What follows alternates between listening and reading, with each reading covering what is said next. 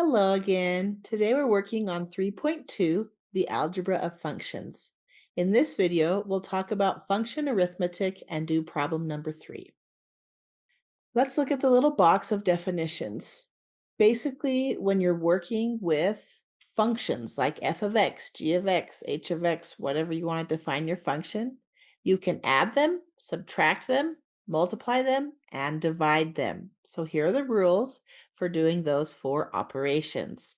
When you add f plus g, you're just taking f of x and combining like terms with g of x. The same thing for the difference.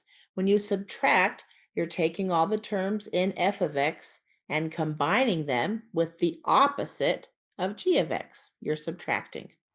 When you find the product, same idea. You're just taking both functions and multiplying them. Sometimes you'll need to use distribution. And the quotient is divide. You're just dividing, and you can separate them and combine like terms, or you can plug in values and combine like terms, whatever you're asked to do. The only special thing about the quotient is you need to remember when you divide, you cannot divide by 0. All right, let's try number 3. Find the following for f of x is 3x plus 4 and g of x is 2x minus 3. And then we're going to state the domain of the function in set builder notation. So the first four problems we're going to add, subtract, multiply, and divide. We're not plugging in anything specific yet. We're just looking at adding those two. All right. So we have 3x plus 4, and then we have 2x minus 3. So you want to make sure you're looking and using the correct function. So we have 3x plus 4 and 2x minus 3. You can write it horizontally or vertically. I suggest lining them up vertically so that you can see the like terms that you need to combine. And here we're adding. So 4 minus 3 is 1, and 3 plus 2 is 5. So we have 5x plus 1. What is f plus g of x? The answer is 5x plus 1. Now, what is the domain? What can I plug in for x to make this statement true? Remember, when you're dealing with domain, it also has to be true for f and g. F and g both have the domain of all real numbers, and so does f plus g of x. You can plug in anything for that x value, and this statement will be true. So you have x such that x is any real number. Let's try subtraction. So same process. So we have 3x plus 4, starting with f, and then subtracting g, 2x minus 3. Notice we want to subtract, so when we combine these like terms, don't just subtract the 2x. Make sure you're subtracting all of g of x, aka distribute.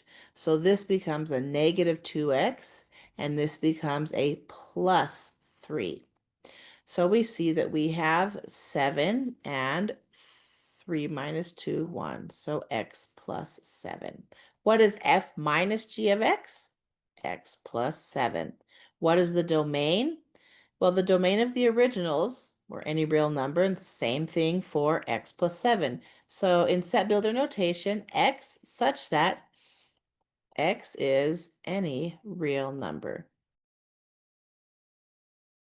Let's look at multiplication, f times g. So you start with f, 3x plus 4, and you want to multiply that by g, 2x minus 3. When you multiply, you have these two binomials, and you simply want to distribute.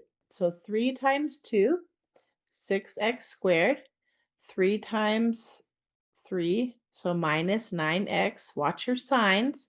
4 times 2, 8x, and 4 times negative 3, minus 12. I like to line them up in like terms vertically so that you can just combine them.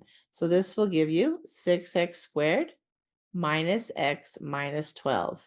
What is f times g of x? 6x squared minus x minus 12. What is the domain? Same thing. This is all real numbers. And when I multiply, I can still input any real number. So you'll have the same domain. X such that x is any real number. You can say x is in the set of reals. So there's a little math jargon for you. The R with double lines means all real numbers. Let's try dividing. I'll take f, which is 3x plus 4, and divide it by g, which is 2x minus 3. And what do I do when I divide? Are there any like terms that I can combine? Some students say, oh, look, 3, 3, just cross them out. No, you cannot divide unless you're multiplying all your pieces. So if I wanted to divide these two x's, I cannot because I'm subtracting 3 or adding 4. So we're done. What is f divided by g? It's simply 3x plus 4 divided by 2x minus 3. And what is the domain? Now we have to be careful. We cannot divide by 0. So I know it's anything except where the denominator is equal to 0. So if I try to kind of figure that out, I know this can't be 0. Let me go ahead and solve for x. So if I add 3 to both sides and then divide by 2, so x cannot be 3/2. Okay, so let's go back to our set builder notation. X such that x is not 3/2. And there's the domain for all of these new functions. Now they ask us to input a specific value. I already know that f minus g of x is x plus 7. So what I'm saying is I want to plug this into x plus 7.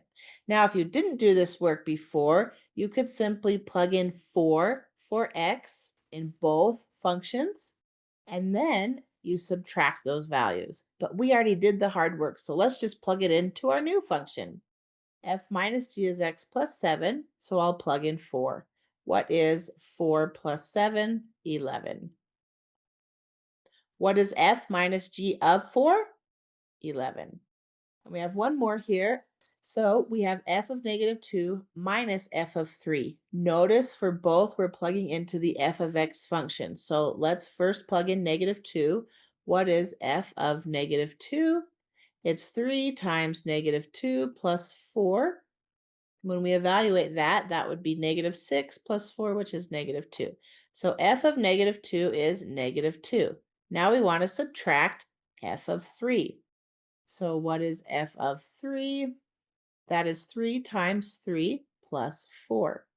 So 9 plus 4, which is 13. So negative 2 minus 13 gives us a negative 15. So what is f of negative 2 minus f of 3? And the answer is negative 15. All right, we'll see you next time. Thank you.